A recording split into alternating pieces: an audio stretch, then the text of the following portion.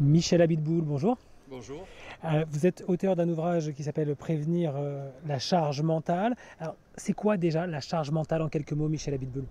En fait, la charge mentale, il y a peut-être une profonde confusion sur le sujet parce que dès qu'on a une responsabilité, on a une charge et en fait, on a plein de charges qui nous conviennent tout à fait parce qu'on est enthousiaste d'avoir des enfants, d'avoir un chien ou d'avoir une belle maison. Donc, on peut avoir une charge et avoir une responsabilité et ça pose pas de problème. Mais le vrai problème dont on parle notamment dans ce bouquin, c'est le problème de la surcharge mentale. Et effectivement, la surcharge mentale, c'est le moment où on arrive à avoir une forme de saturation cognitive et émotionnelle, donc dans tout ce que je pense et finalement ce que je ressens, une forme de saturation cognitive et émotionnelle et finalement pas assez de ressources pour traiter ce que j'ai à traiter. Donc quand j'ai trop de charge cognitive, trop de charge émotionnelle et pas assez de ressources, ça crée une forme de saturation et c'est ça la surcharge mentale.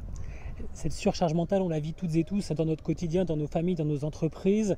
C'est cette liste qui défile sous nos yeux. À l'infini, on n'a pas de solution, on peut perdre pied, ça peut nous amener jusqu'au burn-out et ses conséquences gravissimes sur les humains que nous sommes et dans les entreprises avec des conséquences notamment économiques. Alors comment on prévient cette charge mentale, Michel Abitboul?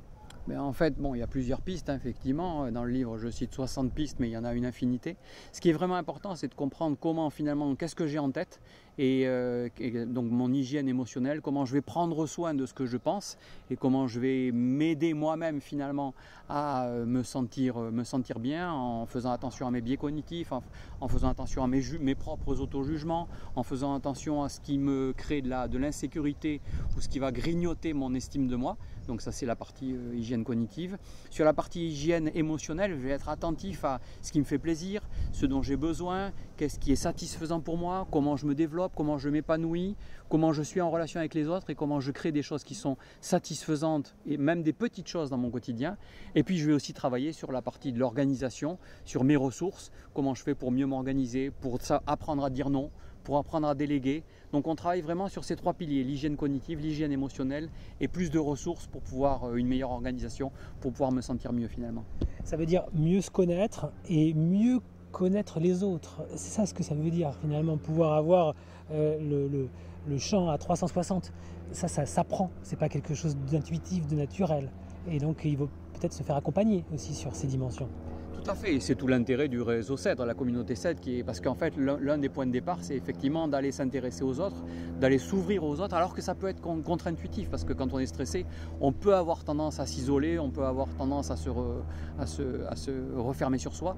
Et en fait, ce qui est vraiment important, c'est effectivement d'aller vers l'extérieur, d'apprendre de nouvelles choses, d'aller explorer de nouvelles approches, de se faire accompagner effectivement par des formations, du coaching ou des réseaux et des communautés qui vont nous donner de l'ouverture et la capacité à voir les choses différemment. Ça, c'est très important. Dernière question, Michel Abitboul.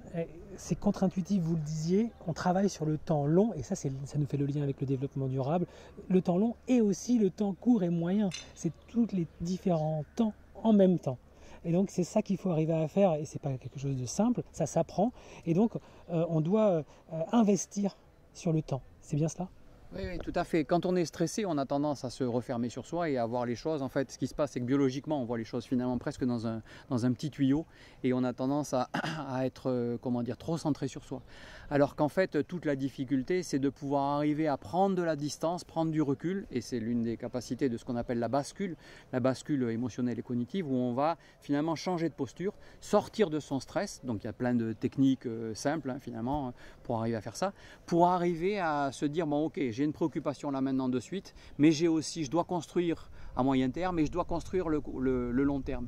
Et ce qui est particulièrement intéressant, c'est que c'est en s'adressant, c'est en se préoccupant, en focalisant sur le long terme et sur le moyen terme, que finalement on va peut-être trouver des solutions sur le court terme. Donc c'est particulièrement contre-intuitif, mais c'est une des pistes pour travailler sur cette surcharge mentale. Merci Michel Abitboul.